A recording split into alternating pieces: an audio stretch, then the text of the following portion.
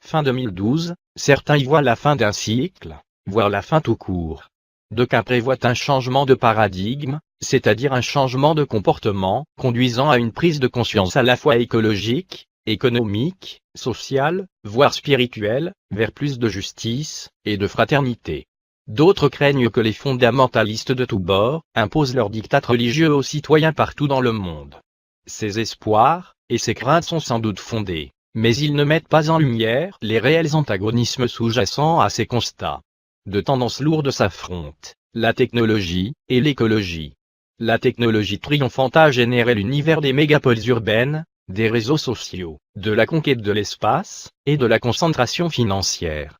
L'écologie souhaite contrarier les conquêtes sauvages des technologies au service du capitalisme mondial, triomphant, en proposant énergie renouvelable, décroissance et autogestion.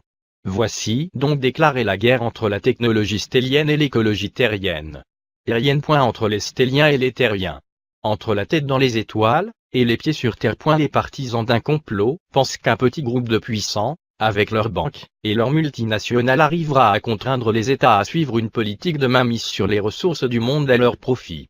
On peut se demander en effet à quoi riment ces mégapoles, ces autoroutes, ces supermarchés, ces tours de plus en plus hautes, cette vie enfin de plus en plus artificialisée, et, au final de plus en plus virtuelle, cette concentration de plus en plus de gens sur de moins en moins d'espace, combinée à l'augmentation du nombre de terriens, est en effet incongrue, si l'on considère les vastes étendues de territoires ni occupés, ni cultivés.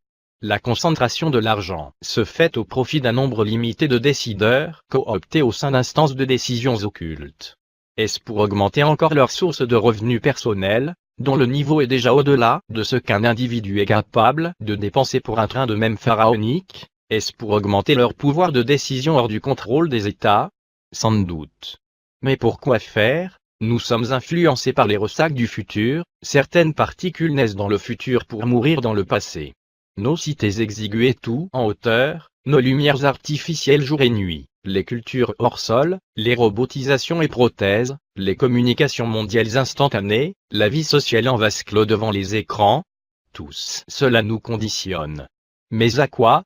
À la vie dans l'espace en route vers les étoiles, à la vie sous globe sur des planètes inhospitalières, à ce que l'humanité s'émancipe de son berceau natal, la Terre? Si des référendums étaient organisés à travers le monde afin d'obtenir l'accord des populations, pour financer la conquête de l'espace, il est peu probable qu'elles en soient d'accord. C'est pourquoi les multinationales ayant intérêt à développer cette activité spatiale, concentrent pouvoir et finances afin que l'initiative privée s'affranchisse de l'opposition des peuples. Déjà, la NASA passe des accords avec les sociétés privées pour le transport spatial de ses cosmonautes. Un astroport est en construction dans le désert du Nevada. Paul Allen, fondateur de Microsoft, et Richard Branson, fondateur de Virgin, sont sur les rangs pour organiser des voyages stratosphériques pour les milliardaires en ayant les moyens.